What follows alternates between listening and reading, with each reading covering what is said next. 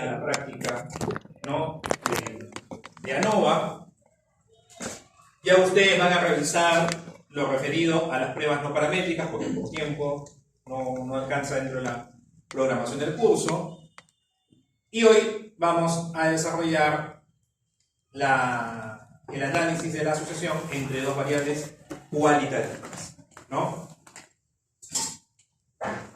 La prueba de McNemar, el estadístico de capa, también ya ustedes lo revisan. Y la próxima semana conversaremos sobre regresión lineal simple y el análisis de correlación. Entonces, hoy nos vamos a centrar en el análisis de datos categóricos, de dos variables cualitativas o variables cuantitativas que han sido categorizadas y se presentan en una tabla de contingencia. Como les mencionaba al primer grupo,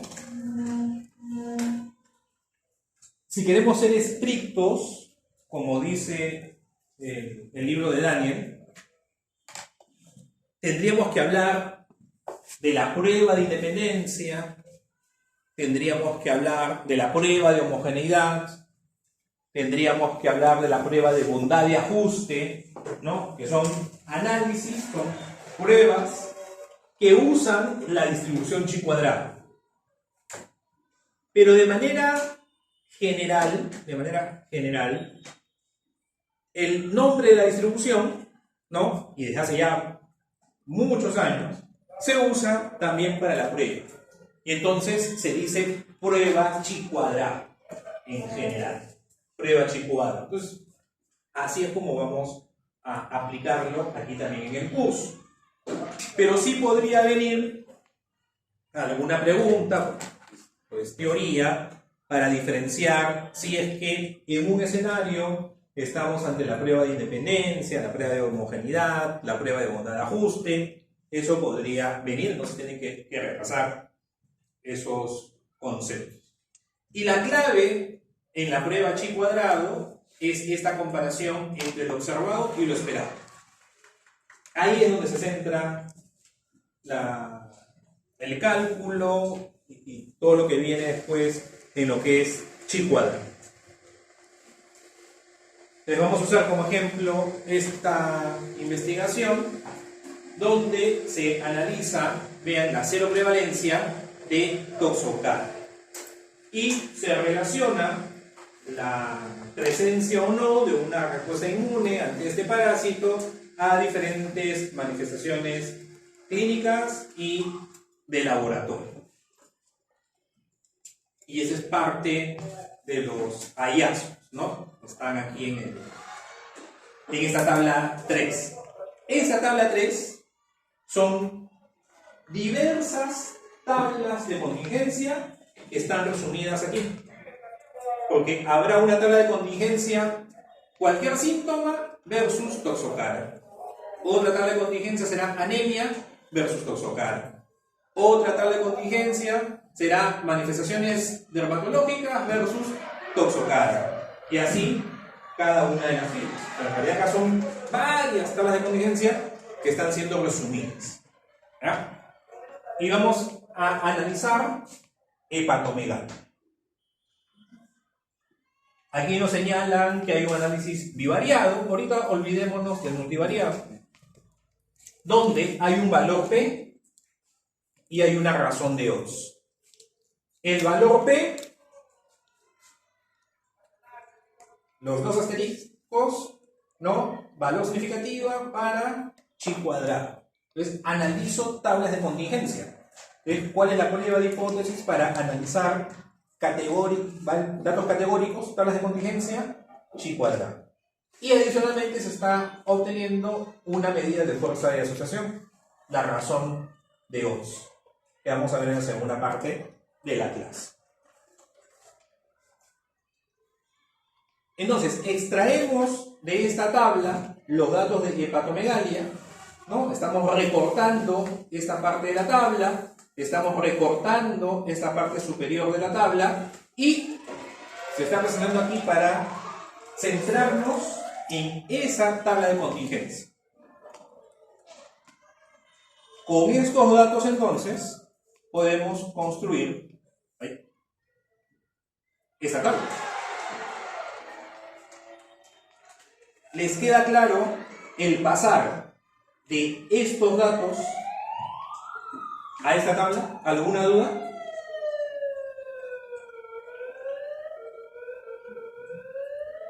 ¿Alguien tiene alguna duda? Levanten la mano ahorita. ¿Ok? ¿Ya? Entonces, esta es la tabla de contingencia específica que vamos a analizar, desagregar durante la sesión. Y así como esta, solamente aquí para recordarles, tendríamos un montón de tablitas de contingencia para cada una de las manifestaciones clínicas o de laboratorio. Ya está. En una diapositiva previa se mencionaba que el núcleo, desde el punto de vista de cálculo y análisis de la prueba chi cuadrado, es comparar lo observado versus lo esperado. ¿Qué es lo observado? En primer lugar, en una tabla de contingencia. En este caso, las celdas que están sombreadas, ¿no?, en un amarillo tenue, un amarillo clarito. ¿Ok? Eso es lo observado. La celda A, la celda B, la celda C, la celda D. Las celdas internas, no los totales marginales. Las celdas internas. Eso es lo observado. Entonces, podemos plantearnos la pregunta que está aquí en la diapositiva. Si mantenemos los totales marginales constantes, ¿cómo deberían de distribuirse estas cifras para que ambos fenómenos, ambas variables, ambas situaciones sean independientes? ¿Es de 14? ¿Debería de seguir siendo 14? ¿U otro valor para que haya una independencia entre la infección por trozocana y la hepatomegalia? ¿Es de 18? ¿Debería de permanecer como 18 o debería de ser otro valor? Y así los 4 valores, pero la condición es mantener constantes, fijos, no cambiar los totales marginales. ¿Qué podemos hacer? Recordamos nuestra clase 3. ¿Ok? Ya hace algunas semanas. Cuando tuvimos la clase de probabilidades. Y hablábamos de las propiedades de las probabilidades, ¿no? Y conversamos sobre la independencia. Y en esa clase de probabilidades, ¿qué dijimos? Dos eventos son independientes si la probabilidad, si la multiplicación de sus probabilidades es igual a la probabilidad de la intersección. ¿Se acuerdan? Esta es la diapositiva de esa clase. ¿No? A y B son independientes si la probabilidad de A por la probabilidad de B es igual a la probabilidad de la intersección.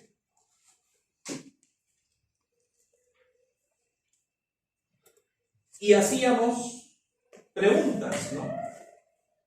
Teníamos en esa clase ejemplo de anemia con diferentes características y decíamos cuál es la probabilidad de que un niño tenga anemia, cuál es la probabilidad de que un niño tenga enteroparásitos, cuál es la probabilidad de que tenga anemia y enteroparásitos, que si tiene tal edad, cuál es la probabilidad de que tenga anemia, ¿no? Empezamos así a hacer varias preguntas. Y una pregunta que se planteaba era, ¿es la anemia ferropénica independiente de la enteroparasitosis? Y desarrollamos, y entonces calculábamos la probabilidad de A por la probabilidad de B, calculábamos la probabilidad de la intersección, y que veíamos que era diferente. Que si era distinto, decíamos, no son independientes. ¿Ya? Y dijimos, esto lo vamos a volver a tocar, lo vamos a aplicar en la clase de chi cuadrado. Entonces, ya con nuestros datos de hepatomegalia y toxocara, bueno, todavía no están los datos, vamos a hacer el cálculo de los valores esperados. Pero vamos a esta tabla de contingencia solamente con letras, con símbolos que representan los valores de las celdas. En una tabla de contingencia de 2×2, en una tabla tetracórica, lo usual es identificar las celdas como A, B, C y D. Ya eso es lo usual. El total de la primera fila será más B, el total de la segunda fila será C más D, la primera columna A más C, la segunda columna B más D. Eso es lo usual. Vamos entonces a aplicar lo que nosotros conocemos de teoría de probabilidades. Si dos eventos son independientes, la probabilidad de A por la probabilidad de B es igual a la probabilidad de intersección. Si definimos el evento A en las filas y definimos al evento B en las columnas, ¿cuál es la probabilidad de A? A ver, vamos a empezar por el fondo. Jenny Celar. Jenny, ¿cuál es la probabilidad de A en esta tabla? De A mayúscula.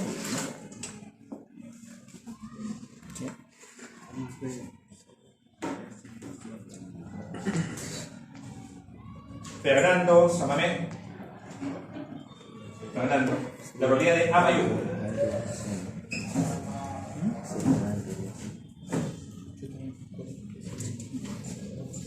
Fabricio Yupanqui, la probabilidad de A mayúscula. ¿Cuál es?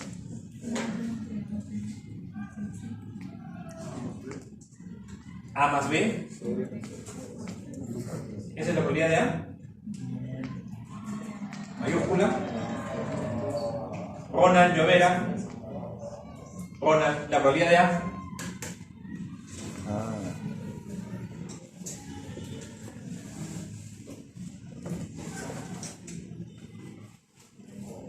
Brandon Villegas.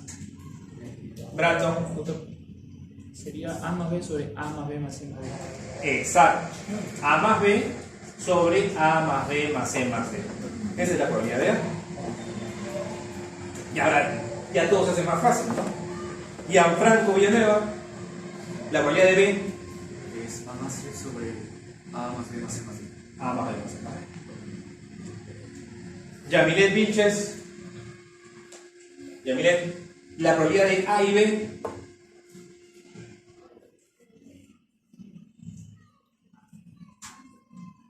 A.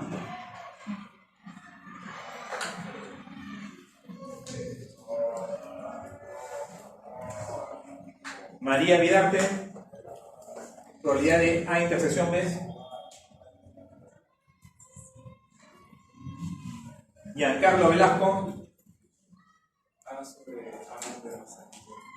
A sobre A más B más C más D. Tienen las diapositivas, ni siquiera tienen las diapositivas. Probabilidad de A por la probabilidad de B es igual a la probabilidad de intersección. Probabilidad de A más B entre A más B más C más D. Probabilidad de B, A más C entre A más B más C más D. Probabilidad de intersección, A entre A más B más C más D.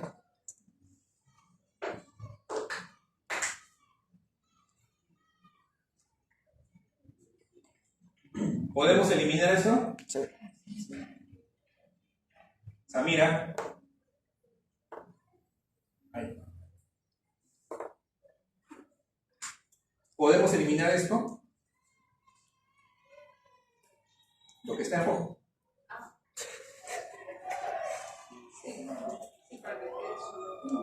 ¿Se puede? Claro que se... No duden. No tienen que dudar. Claro que se puede. Una ecuación, dos denominadores que están al lado de cada uno, que es el mismo, se elimina.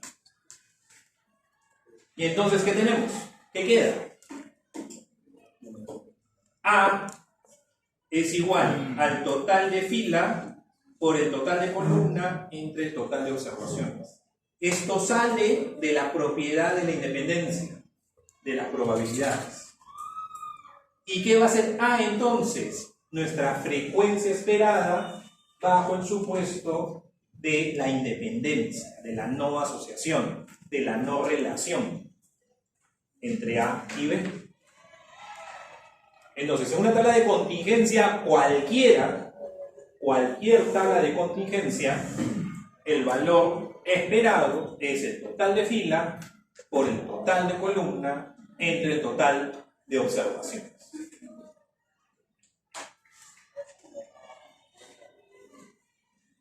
Entonces, en nuestro estudio de toxocara y manifestaciones clínicas y de laboratorio? Rosmery. ¿Cuál es el valor esperado en la celda cuyo valor observado es 14? Sería 32 por 62 entre 303. ¿Y eso es? ¿Qué? ¿Tu calculadora?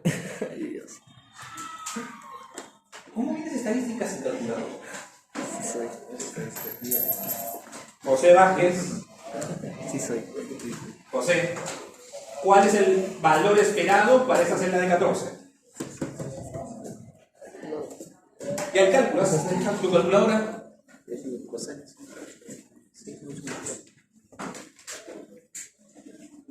Todos calculen. José nos va a dar la respuesta, pero todos calculen. Será como le dije.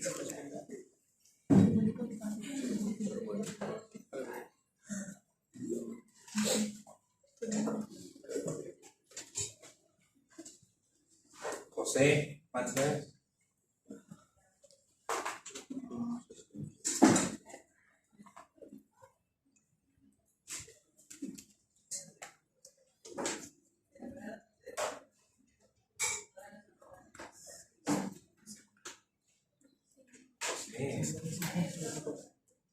Seis puntos de algo, soy.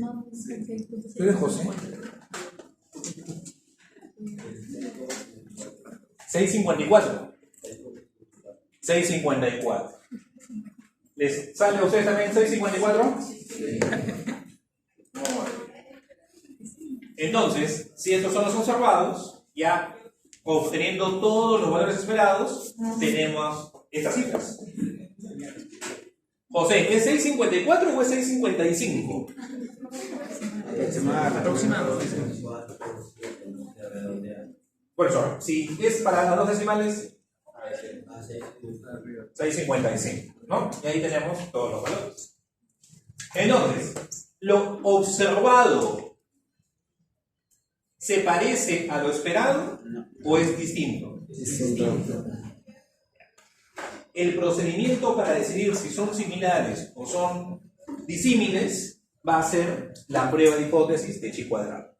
Claro, ahorita podríamos decir al ojo de que son diferentes.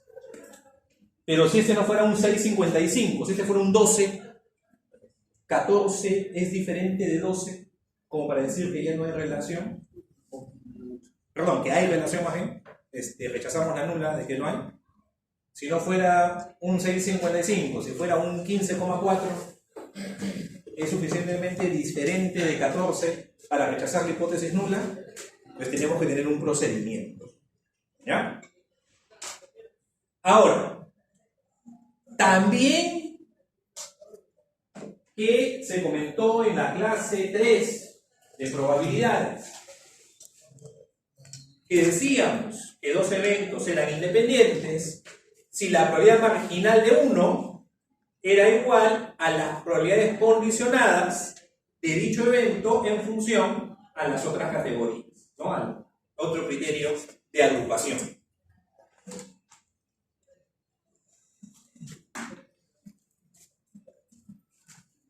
¿Serán entonces independientes la hepatomegalia de la infección por toxocara si esta probabilidad marginal fuera igual a las probabilidades condicionadas? Pero esta probabilidad condicionada, ¿no? Presencia de hepatomegalia sí es cero positivo. Probabilidad condicionada. Hepatomegalia sí soy cero negativo. Estas probabilidades condicionadas son iguales a la probabilidad marginal de hepatomegalia, son diferentes. Y como le dije al grupo anterior, recuerden que ese es un promedio ponderado. Y hoy día estamos recordando la clase 3. Entonces, en el próximo examen, ¿podré preguntar desde la clase 3? No. Pues si estamos acá tratando esos temas. Pero estamos tratando los temas. Mucha tierrita. No, profe. Por eso, acá en la presentación recordando la clase 3. ¿Ok? Por eso. La clase 3 forma parte de este examen. Una semana más. No, bro.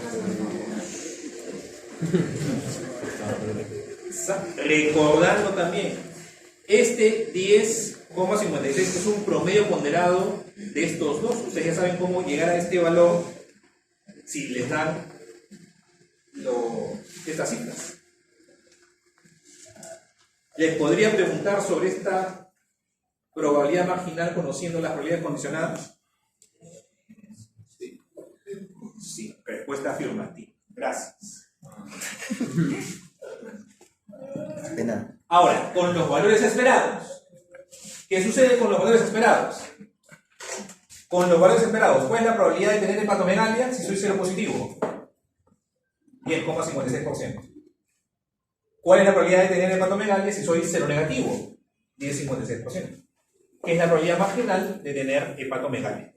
Entonces, estos valores esperados están cumpliendo también ese requisito, ¿no?, de la independencia.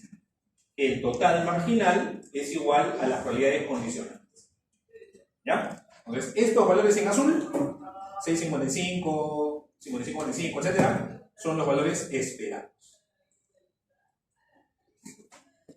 Y la distribución chi cuadrado, la prueba chi cuadrado, que usa la distribución chi cuadrado, vamos a tener el valor calculado con esta forma.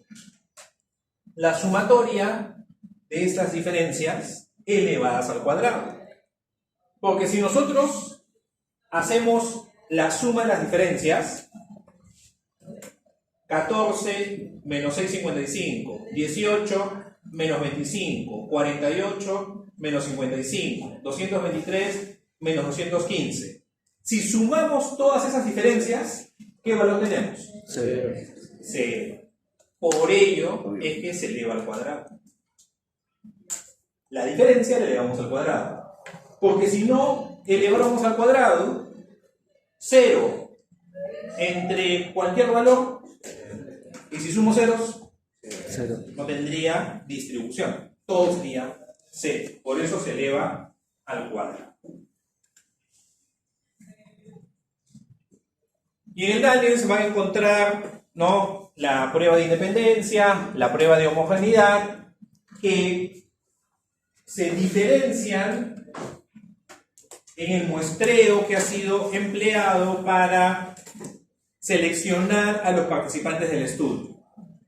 En la prueba de independencia es la situación de una sola muestra. Por ejemplo, un estudio transversal. Y esa única muestra la analizamos, la clasificamos según dos criterios y vemos si esos dos criterios son independientes o no entre sí. ¿Ya? Prueba de independencia. La prueba de homogeneidad, seleccionamos dos o más grupos y esos dos o más grupos los clasificamos por algún criterio y determinamos estos grupos son homogéneos en cómo se distribuyen para los valores de esta variable. Tanto la prueba de independencia como la prueba de homogeneidad puedo plasmar los hallazgos en una tabla de contingencia.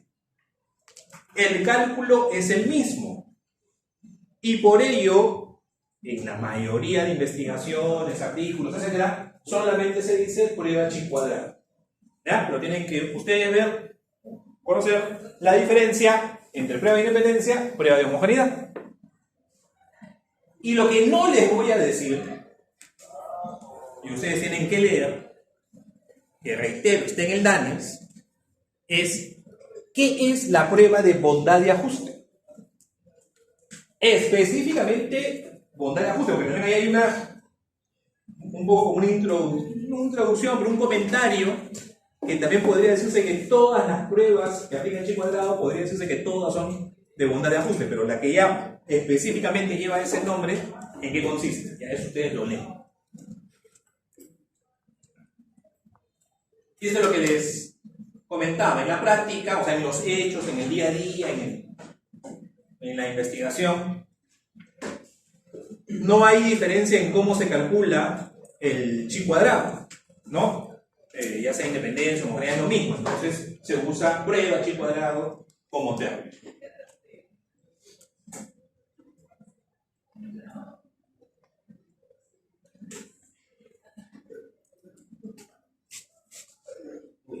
quién me quedé? ¿A quién le pregunté por última vez? A José. José, ¿no? ¿Cómo pedía José?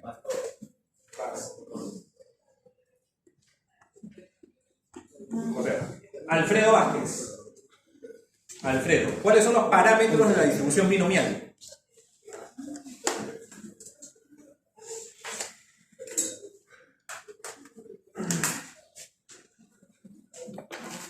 Rosa Vargas. ¿Cuáles son los parámetros de la distribución de Poisson?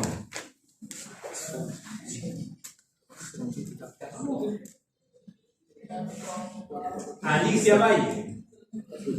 ¿Cuáles son los parámetros de la distribución normal?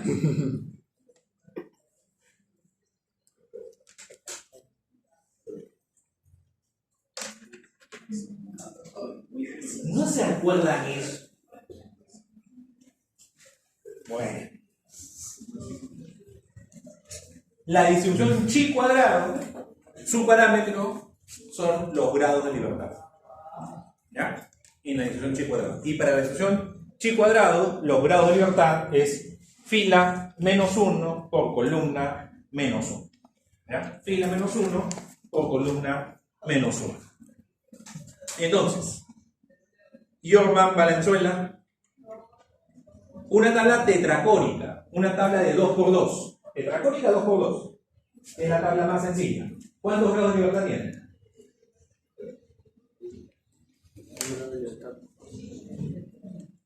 Dos. María Urbina. María. ¿Cuántos grados de libertad tiene una tabla tetracónica?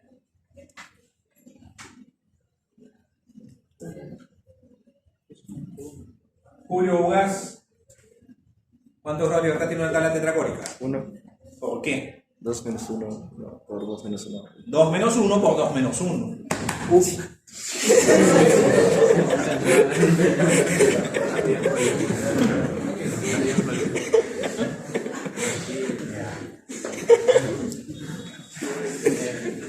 Sigamos.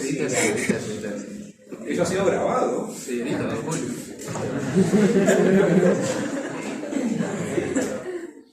Bueno, entonces, la forma también de la distribución va variando. En las distribuciones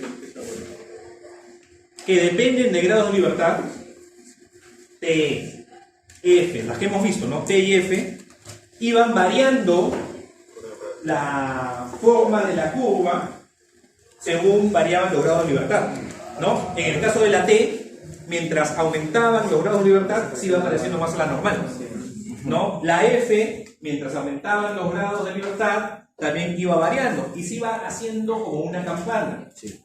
Con chi cuadrado lo mismo. Conforme aumentan los grados de libertad, la forma de la distribución va variando y se va asemejando a una campana. Acá tenemos los gráficos de la distribución chi cuadrado para diferentes grados de libertad. 1 grado de libertad, 2, 5, 10 grados de libertad.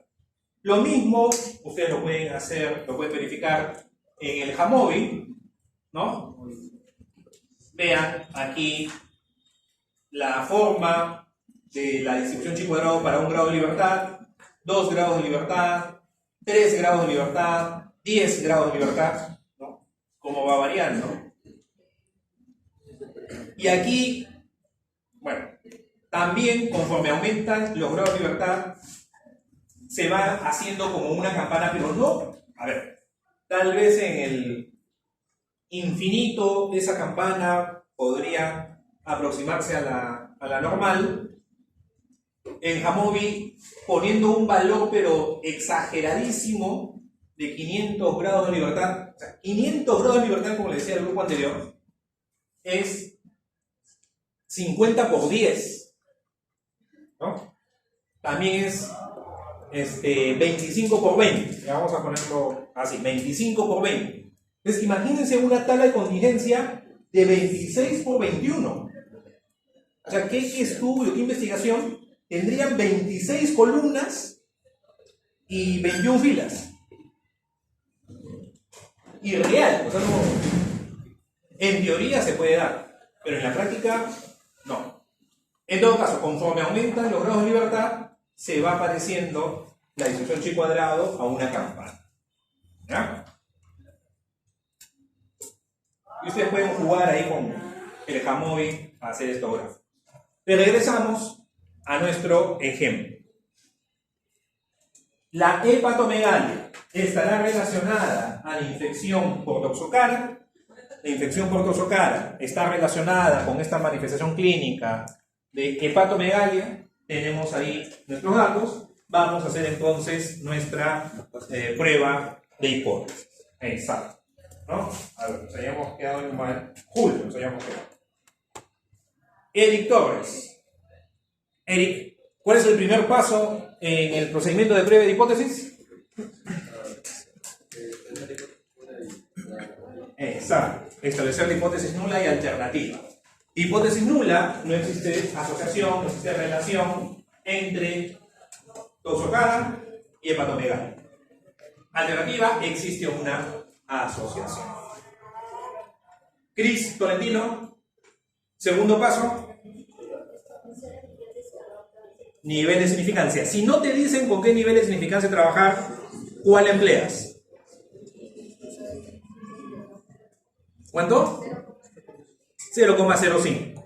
Alfa 0,05. Thais Toledo, tercer paso. Seleccionar la prueba estadística. Y en este caso, ¿qué prueba vamos a emplear? ¿Por qué? Exacto, porque estamos analizando datos categóricos. Prueba chi cuadrado. Ernesto, paso 4. A establecer la decisión de corte. La regla de decisión. Establecer la regla de decisión. En este caso, como estamos trabajando con un grado de libertad, tenemos que identificar cuál es el valor crítico de chi cuadrado para un grado de libertad. Vamos a las tablas, vamos a la Jamovi, y ese valor es 3,841. José Tapia, ¿cuál es el valor para un alfa de 0,05 bilateral en la distribución normal estándar?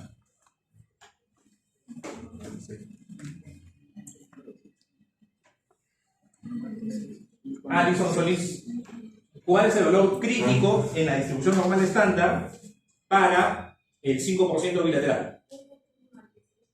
1.96. Entonces, Alison, tu calculadora.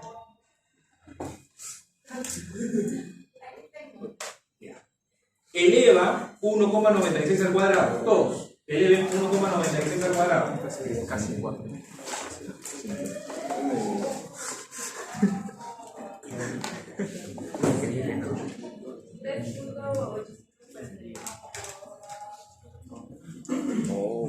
Entonces, la distribución chi cuadrado para un grado de libertad es el cuadrado de la normal estándar.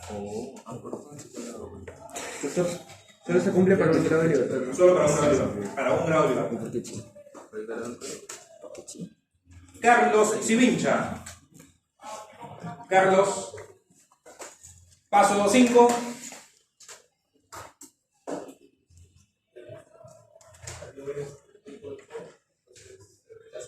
No, el paso 5. ¿Qué es el paso? ¿En qué consiste el paso 5?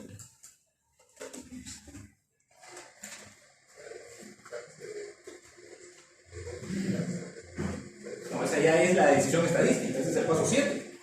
El paso 5. Sebastián Silva. Paso 5. El cálculo. Exacto. Fernando Silva. Y el paso 6. 5 vamos a calcular el valor de chi cuadrado calculado. Y el paso 6, Fernando. Javier Sarria. Javier, paso 6. Obtención del valor P. ¿Ya? Entonces el paso 5 y el paso 6 lo vamos a hacer con los programas estadísticos. Vamos a hacer con Jamovi. ¿Ya? Igual que le decía al grupo anterior, ¿no? Cuando yo estudiaba, así como ustedes, el siglo pasado, todo esto lo hacíamos a papel, a mano, lapicero, nuestros cuadernitos. Ustedes tienen la ventaja de tener estos programas. ¿Cómo van a ingresar los datos en Jamón para chi cuadrado? No tenemos la base de datos, no tenemos el registro de los 303 pacientes, ¿no? Donde cada uno de los pacientes tiene hepatomegalia o no tiene hepatomegalia, sí, no, sí, no, etc. ¿Tiene o no tiene infección por toxocara? Sí, no, sí. No contamos con esa información. Tenemos directamente la tabla. ¿Cómo vamos a trabajar en Jamón? Pues aquí, mucha atención. Van a entrar a un documento en blanco y van a crear las celdas. Esta primera fila va a ser la celda A, esta va a ser la celda B, la celda C y la celda D. Entonces ponen su primera variable, en este caso es hepatomegalia, la segunda variable, infección por toxocara. Y ponen sí, o en presente, ausente. Obviamente, la misma palabra escrita para que la computadora reconozca como un mismo valor. Sí, no, en el caso de hepatomegalia. Infección por toxocara. Yo le he puesto positivo, negativo. Entonces, cada una de estas 4 combinaciones se corresponde con una de las celdas. Celda A, hepatomegalia y positivo a toxocara. Celda B, hepatomegalia y negativo a toxocara. Celda C, no hepatomegalia, positivo a toxocara. Celda D, no hepatomegalia y negativo a toxocara. Y se agrega una tercera variable, que va a ser una variable numérica en Jamovi, que va a ser la frecuencia. Y estos son los valores observados. 14, 18, 48, 223. Van al módulo frecuencias.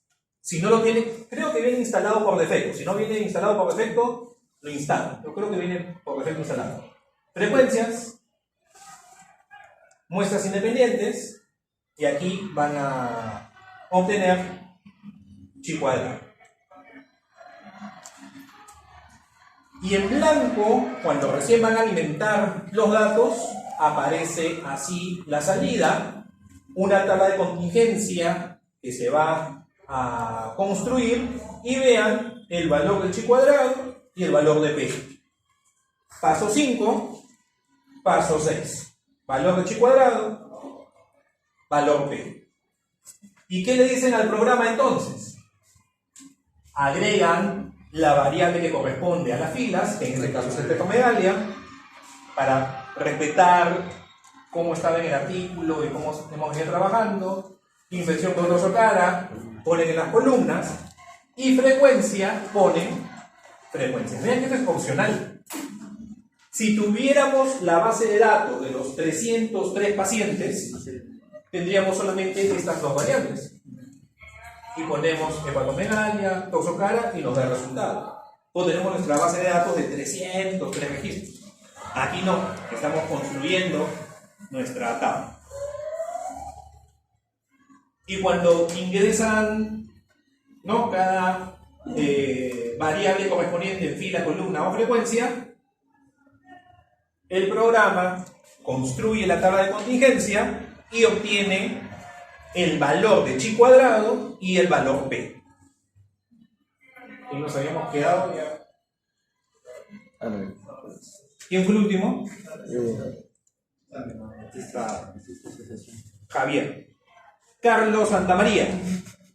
Carlos, ¿te acuerdas cuál era el valor crítico que habíamos establecido en el paso 4, en la regla de decisión? Rechazamos hipótesis nulas, el chi cuadrado calculado es mayor de 0.05. No, ese es alfa. El valor crítico de chi cuadrado.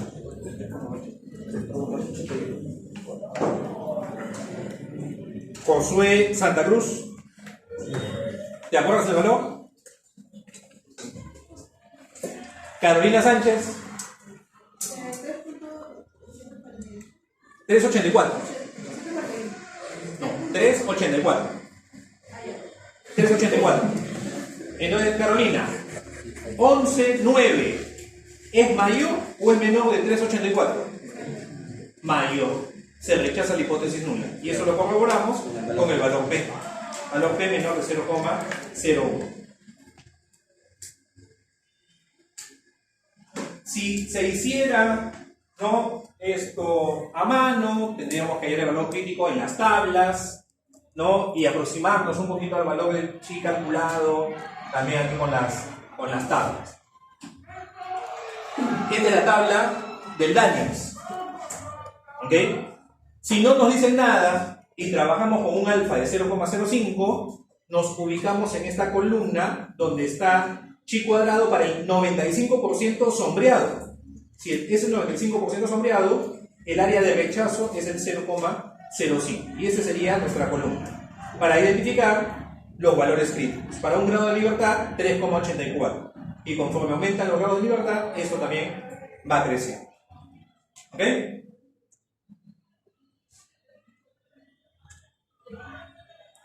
Paso 7, la decisión estadística. Entonces, como había comentado Carolina, se rechaza la hipótesis nula.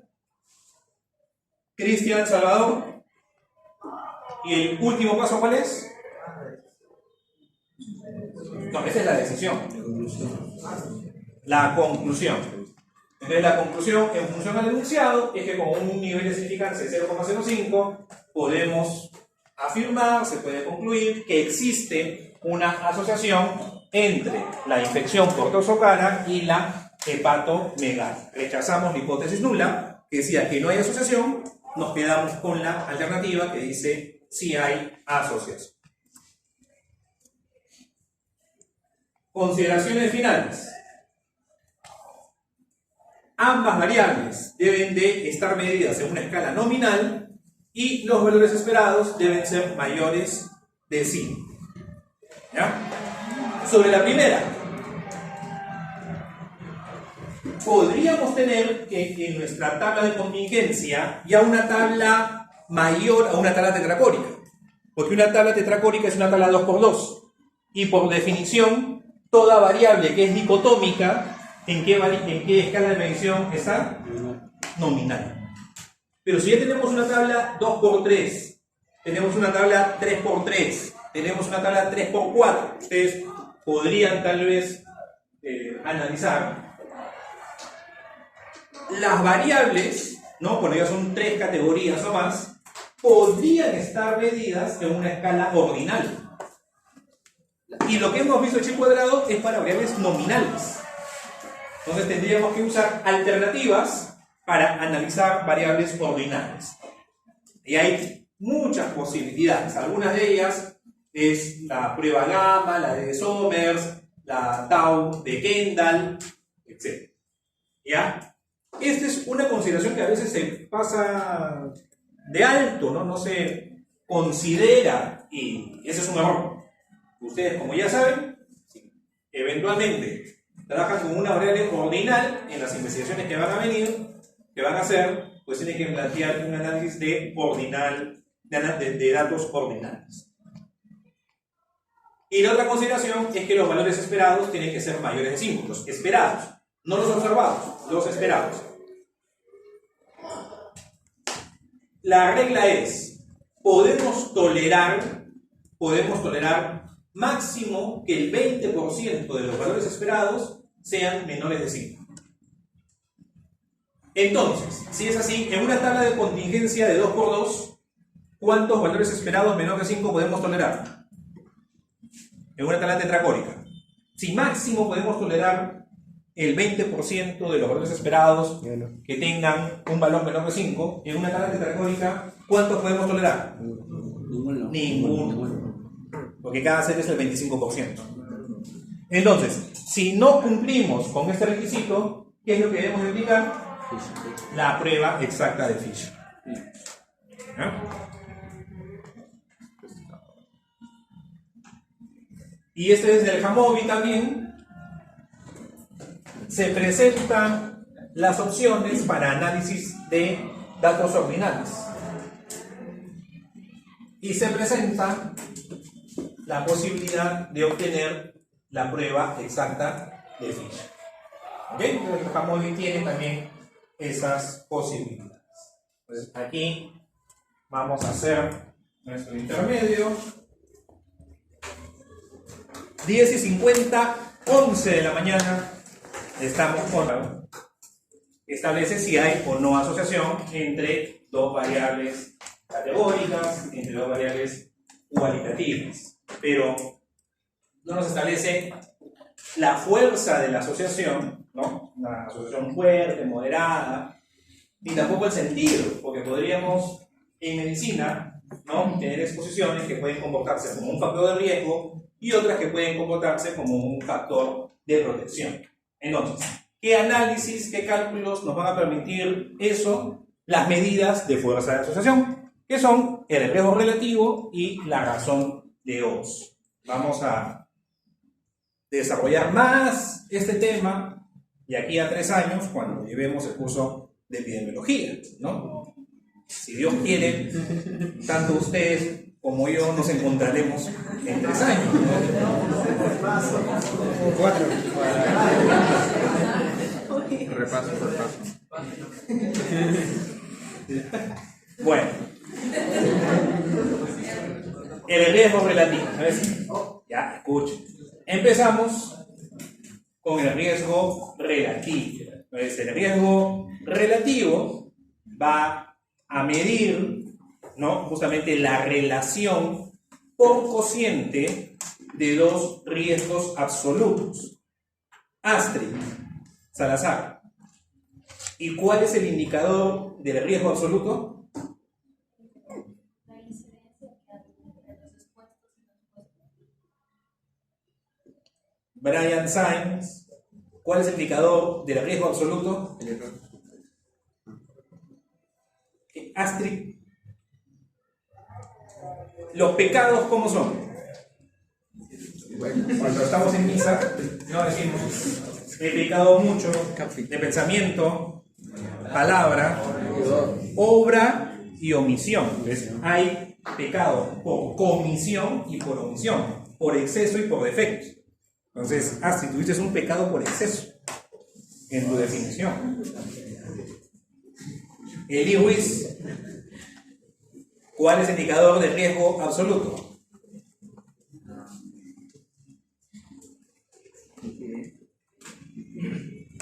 Incidencia.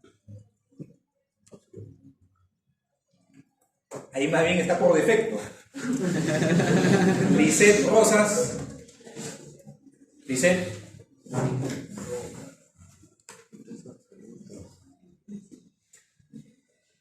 Yossi Rojas. La incidencia acumulada. La incidencia acumulada. Hay dos incidencias. La incidencia acumulada y la densidad de incidencia. La densidad de incidencia no es riesgo. El riesgo es la incidencia acumulada, que es una probabilidad, que es una proporción. Astrid, no es la relación de incidencia, porque eso ya es el riesgo relativo. El riesgo absoluto es la incidencia acumulada. Entonces, el riesgo relativo compara dos incidencias acumuladas, dos riesgos absolutos, ¿ok? Y nos indica cuántas veces probable es que el grupo expuesto sufra de una enfermedad respecto a los no expuestos. El cálculo es sencillo, es un cociente. Y aquí tenemos en símbolos, en una tabla tetracórica, el riesgo relativo. Incidencia en los expuestos, que sería A entre A más B, ¿no?, la incidencia acumulada en el grupo expuestos sobre la incidencia acumulada del grupo no expuestos. C entre C más A. Riesgo relativo. Entonces,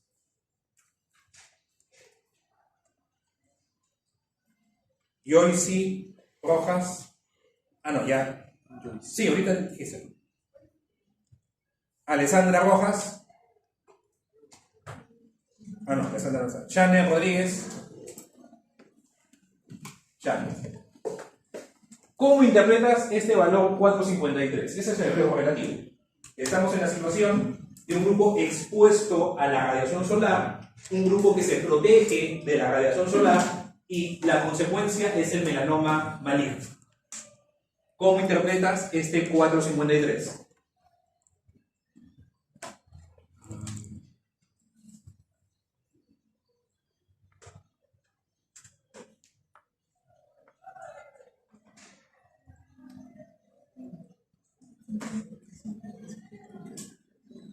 Anet, Rodas. Anet, ¿cómo interpretas este 453?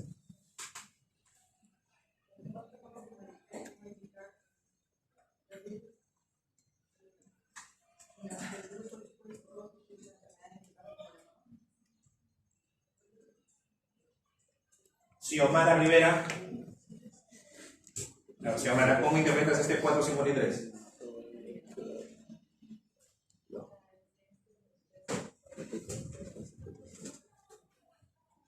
¿Cómo interpretas 453?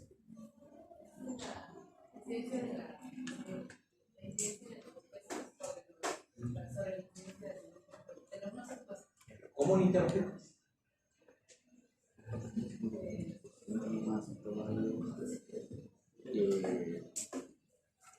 Ángela Remundo. Ángela. Podría ser que las personas que no usaron protección tienen 4.53 veces más posibilidad de presentar melanoma maligno cutáneo que las que sí tuvieron protección. Xiomara. Xiomara Ramos. ¿Estás de acuerdo con Ángela? Yo no estoy de acuerdo. Francés. ¿Por qué yo no estoy de acuerdo con Ángela? Silencio. Hay 4 veces más de probabilidades que una persona esté expuesta, que una persona expuesta al sol que debe desarrollar el melanoma maligno, que una persona que maestra al sol obvio. No, tampoco estoy de acuerdo contigo. Claudia Portugal. ¿Por qué no estoy de acuerdo con Ángela ni con Francés?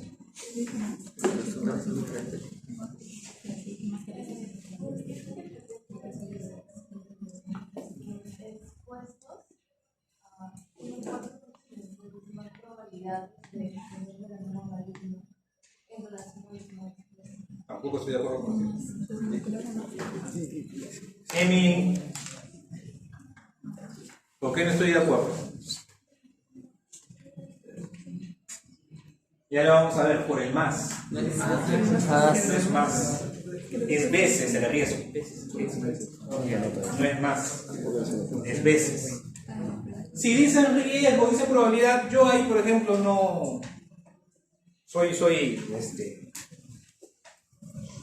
no le veo ahí el problema, porque la incidencia lo que me mide es un riesgo, y el riesgo, la incidencia acumulada es una probabilidad. Entonces, si usan el término riesgo, usan el término probabilidad, por ahí no tengo mayor observación. Sí sé que algunos ahí hacen más,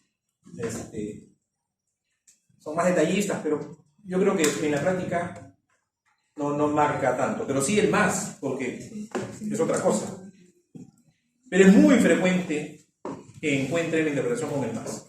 En los artículos, en los libros, en todos lados. Sus profesores les van a decir, pero lo correcto no es usar más.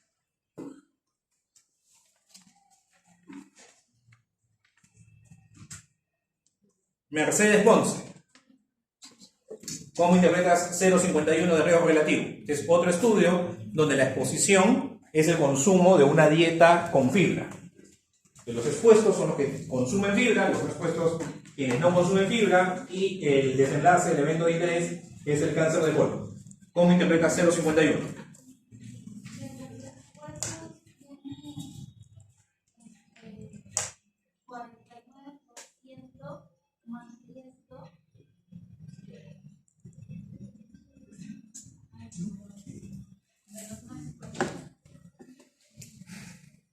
José Manuel, ¿estás de acuerdo con Mercedes?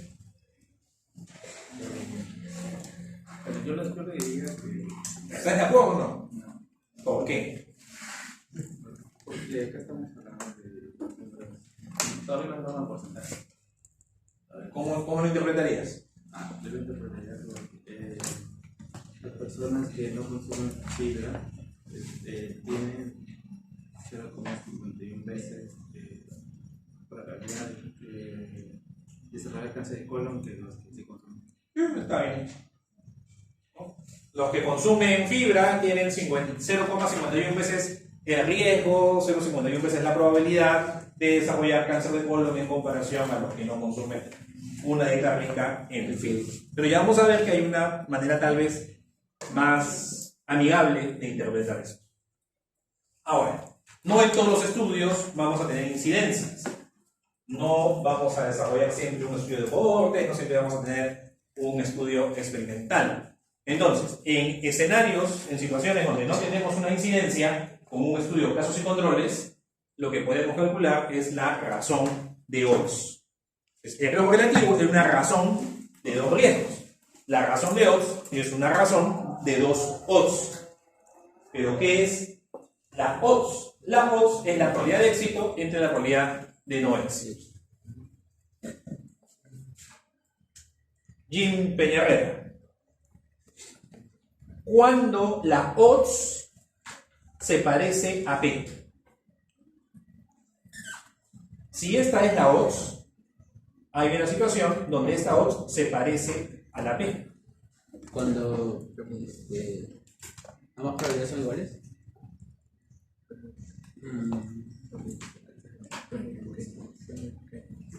Alexander Paitán. Cuando P entre 1 menos P se parece a P.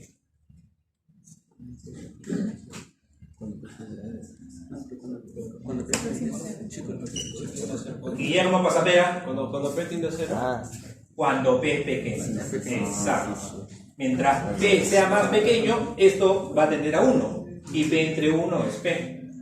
Entonces, cuando P es pequeño. Por eso, la razón de odds aproxima bien al riesgo relativo cuando la enfermedad es rara. Cuando la enfermedad es poco frecuente. Cuando la enfermedad es poco frecuente, la razón de odds la interpretamos como el riesgo relativo. Y para efectos del curso, vamos a trabajarlo así. ¿Ok? ¿Ya? Para hacer las cosas más sencillas. En todo caso, para efectos del examen. ¿No? Porque, claro, tal vez en la práctica, y no estaría mal, algunos docentes hacen la diferencia entre razón de odds y riesgo relativo. Digamos, se puede llegar a esa discusión, pero para efectos del examen, vamos a interpretarlo igual. Y está grabado, ¿no? Para que quede constancia. Entonces, en nuestro estudio de cohortes, calculamos la odds de enfermar en los expuestos, calculamos la odds de enfermar en los no expuestos y finalmente llegamos a la razón de productos cruzados en nuestra tabla de contingencia de 2×2, en nuestra tabla tetracórica, A por D entre B por C. Pero si estamos en un estudio de cohortes, calculamos el riesgo relativo directamente. O sea, ¿se puede calcular la razón de odds? Claro que se puede. Pero si puedo obtener directamente el riesgo relativo, esto no sería del todo necesario. Pero hacemos o presentamos esta diapositiva para que vean en el escenario de un estudio casos y controles. Obtenemos ahora la odds de exposición en los casos frente a la odds de exposición en los controles. Y la razón de la odds de exposición en los casos sobre la odds de exposición en los controles me lleva al mismo resultado. ¿Cuál es la odds de exposición en los controles? De los casos, la probabilidad que un caso esté expuesto frente a la probabilidad que un caso no esté expuesto. La odds de exposición en los controles, la probabilidad que un control esté expuesto sobre la probabilidad que un control no esté expuesto. Eso es eso. Odds de exposición en los casos, odds de exposición en los controles. Se simplifica, nos queda esto, y simplificándolo más aún, A por D entre B por C, que es el mismo resultado de ir de exposición a efecto. Por ello que la razón de odds me aproxima al riesgo relativo también, porque si yo voy de la enfermedad a la exposición, llego al mismo resultado de ir de la exposición a la enfermedad, en el caso de la razón de Oz. Ya ustedes hacen el cálculo directamente. Aquí la razón de Oz sería 470, la vamos a interpretar como un riesgo relativo. Guillermo ya respondió, ¿no? Sí, ya sé. Mari Palacios, ¿cómo interpretas este valor 470?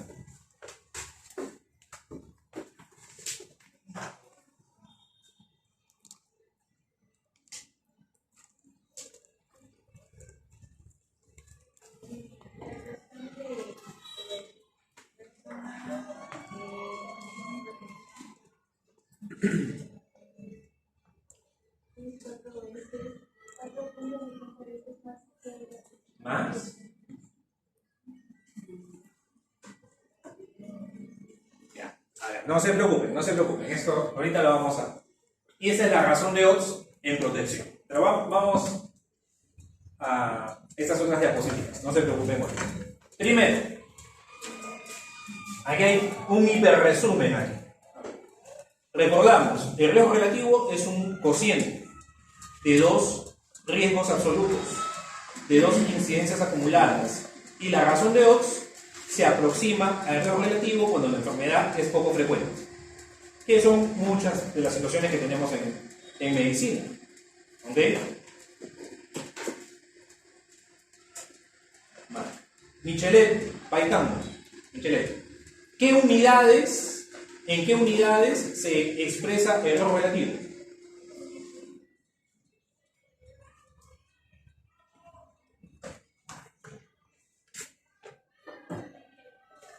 ¿En qué unidades? Yossi Ortega. Yossi, ¿en qué unidades se expresa el riesgo relativo?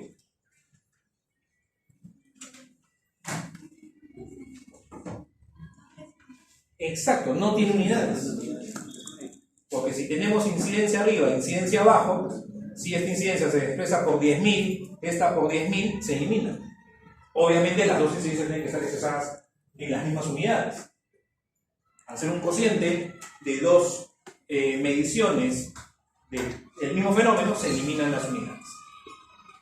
Luego, la incidencia acumulada es una probabilidad. Abigail Oliva. Abigail.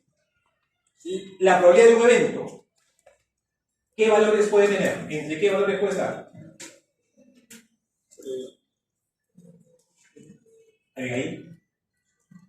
Clase 3.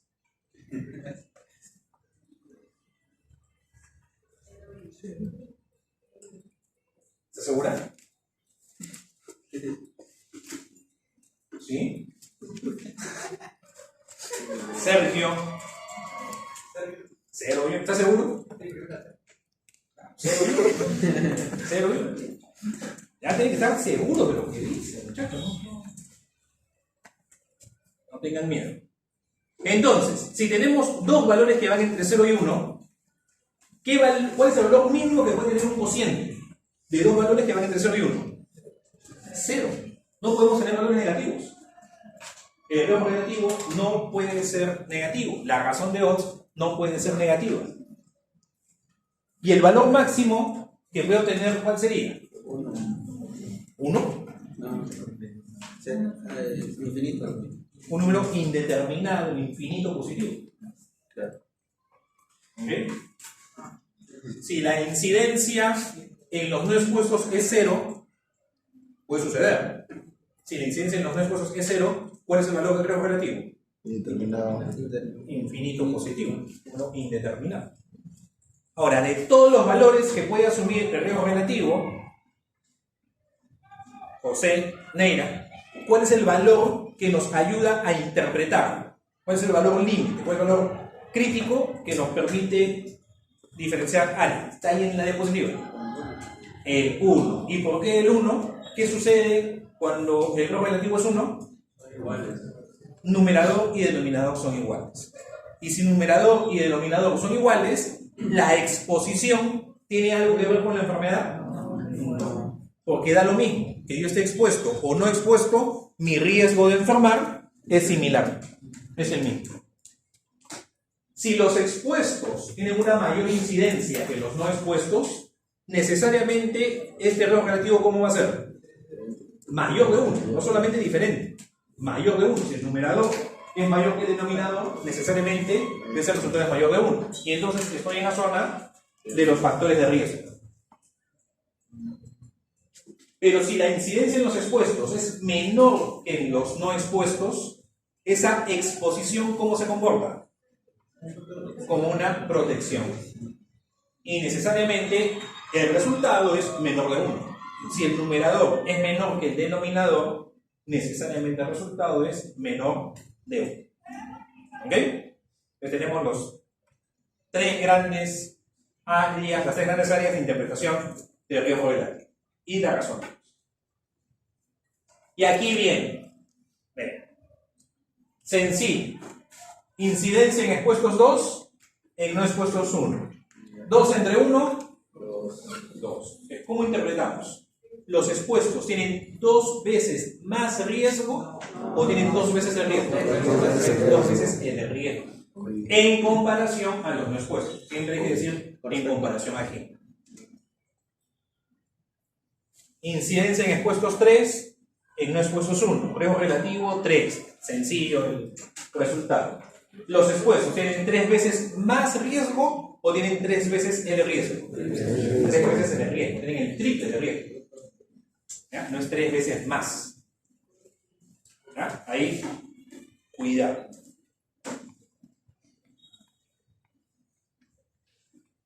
¿3% la incidencia en los expuestos? 2% la incidencia en los no expuestos. Riesgo relativo, 1,5.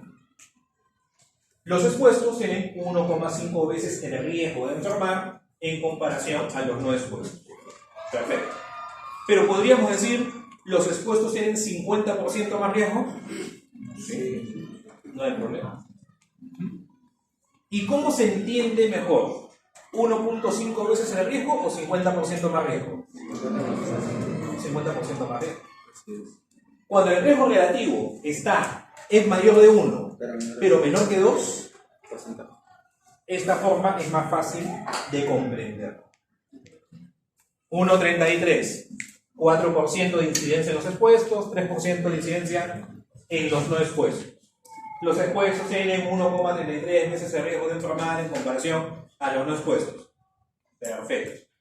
Más entendible, yo creo que para la mayoría, más entendible, los expuestos tienen 33% más riesgo de enfermar en comparación a los no expuestos.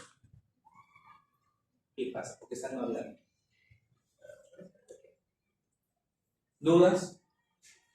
No hay dudas. Entonces, ¿qué le estaba preguntando?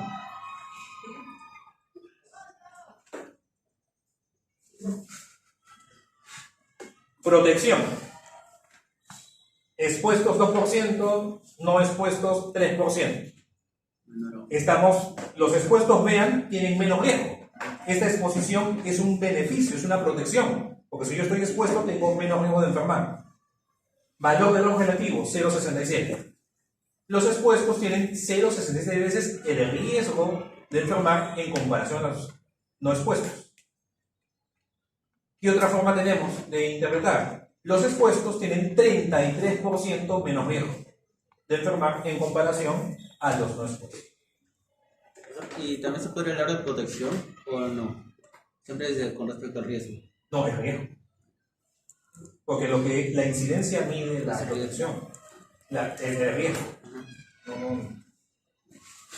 Ese es un error, porque a veces sí, el 3% más protector o cosas. No, es menos riesgo. 0,6% versus 3%. Hacemos el riesgo relativo, sale 0,20. Los expuestos tienen 0,20 veces el riesgo de enfermar en comparación a los no expuestos. Pero, más entendible, los expuestos tienen 80% menos riesgo de enfermar en comparación a los no expuestos. ¿Ya? Siempre en comparación a los no expuestos. Y por último, para interpretar el riesgo relativo y la razón de odds y valorar si esa asociación, si esa fuerza de asociación es estadísticamente significativa, debemos de evaluar el intervalo de confianza. En el riesgo relativo, la razón de odds no tienen un valor P, porque no es una prueba de hipótesis. ¿Ya? La significancia se evalúa a través del intervalo de confianza. Entonces se considera que es una asociación, ¿no? Una relación estadísticamente significativa si el intervalo de confianza no incluye el 1. Porque el 1, ¿qué significa? Que son iguales. Entonces tengo que excluir esa posibilidad de que sean iguales. Y regresamos al artículo que estábamos evaluando en el análisis bivariado y tenemos la hepatomegalia 361. ¿En quién nos quedamos? Yossi, no. Abigail, no. Sergio, no. José. Brian, ¿cómo interpretas 361? Existe una relación, existe una atracción en este caso entre hepatomegalia y ¿Cómo lo interpretas? 361. ya. Los seropositivos tienen 3.61 veces de desarrollar El riesgo. del riesgo de desarrollar hepatomegalia en comparación a los seronegativos. Exacto. Muy bien. Junior Muñoz. Junior. Anemia. 1.15. ¿Cómo lo interpretas?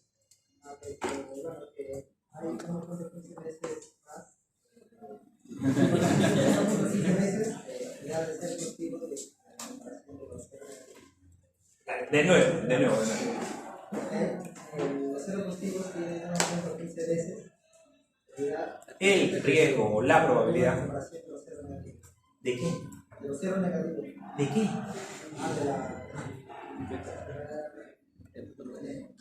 De anemia. De anemia. Jean Lugo.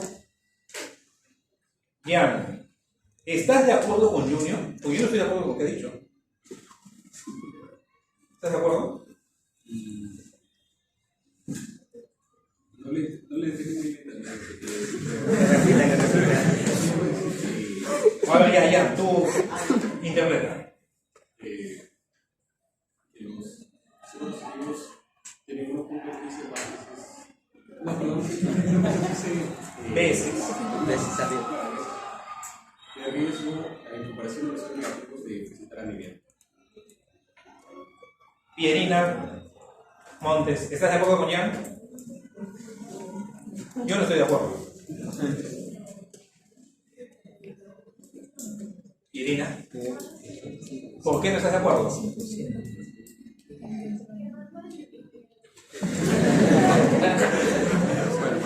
Stephanie Merman. Stephanie.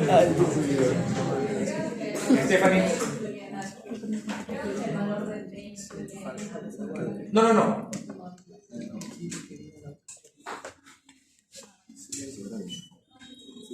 ¿Estás de acuerdo entonces con Jan? Fabricio, ¿estás de acuerdo con Jan? Yo te diría como que los seropositivos tienen 15% más riesgo de sufrir anemia que los seronegativos. Geraldine Mendoza.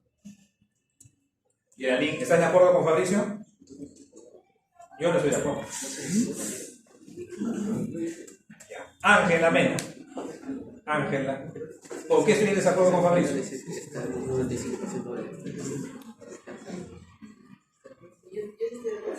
¿No estás de acuerdo? ¿Sí estás de acuerdo con Fabricio? Bruno Mantilla, ¿por qué estoy en desacuerdo con Fabricio?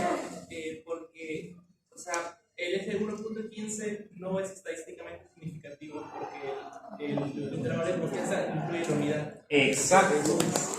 El intervalo de confianza incluye al 1, entonces no es estadísticamente significativo, no hay relación entre toxocara y anemia para estos resultados. Regresamos. Jenny Celada. Y.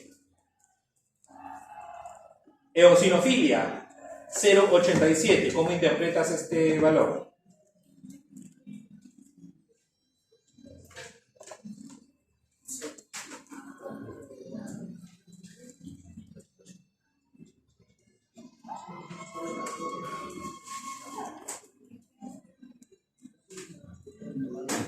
Fernando Samamé. Eosinofilia, 0,87.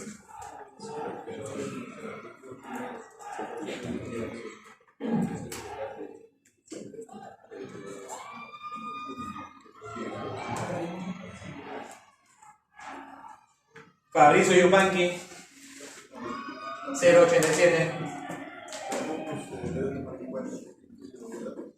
No hay relación. No hay relación. El intervalo de confianza incluye la unidad.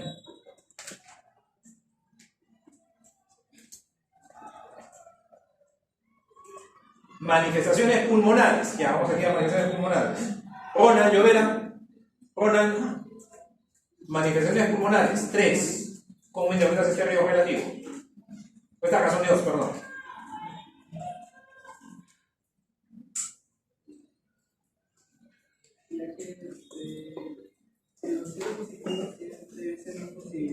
Más. No, 3 veces. Es decir, la probabilidad. Exacto, exacto. Muy bien. Y el último ejemplo. Tabaquismo durante la gestación y sus consecuencias en la madre y el niño, ¿no? El recién nacido. Ay.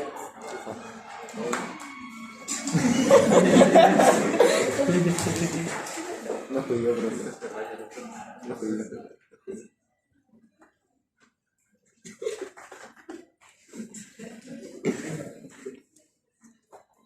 Fernando, ¿no? No, Fernando, ¿no? Fabricio.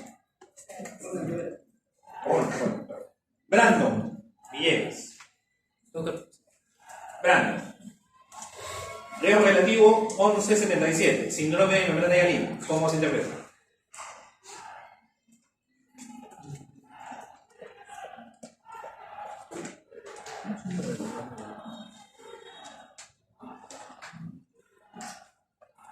Los cero positivos. Cero positivos. Aquí ya no estamos en nuestros locales ya.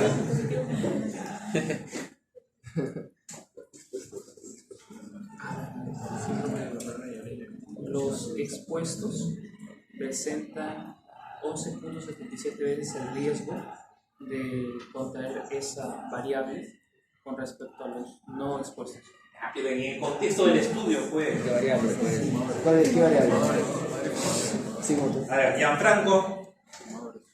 Gianfranco. 1177. ¿Cómo lo interpretas? Yamilet Vilches. Yamilet.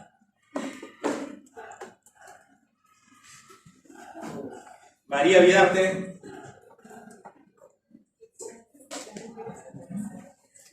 Ya. Bien, bien.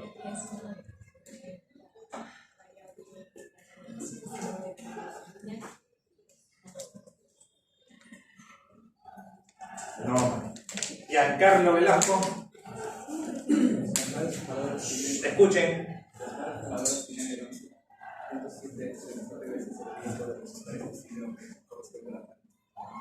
Casi. Casi. Samira. 1177.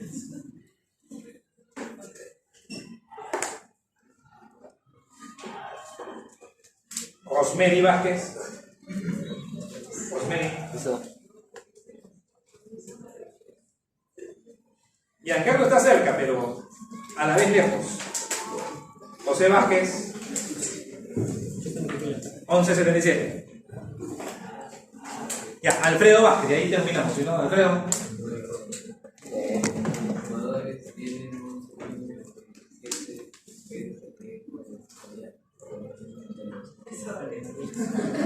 Ay, Dios.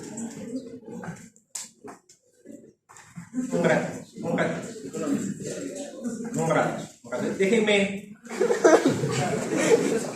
Sí, bueno.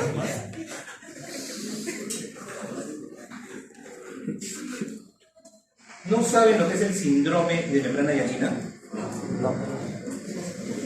¿No han hecho biofísica?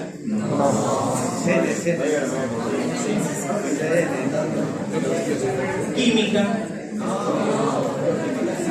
¿No han hablado de la tensión superficial? Sí. Ya pues, cuando han hablado de la tensión superficial, ¿no han puesto como ejemplo el síndrome de membrana hialina? No. De la primera que se para. Angulo, pues. De mosquito que se para en el agua. Silencio. El síndrome de membrana hialina es una patología, un problema, una condición del recién nacido. Entonces tienen que interpretar, no son los fumadores, son las gestantes que fuman.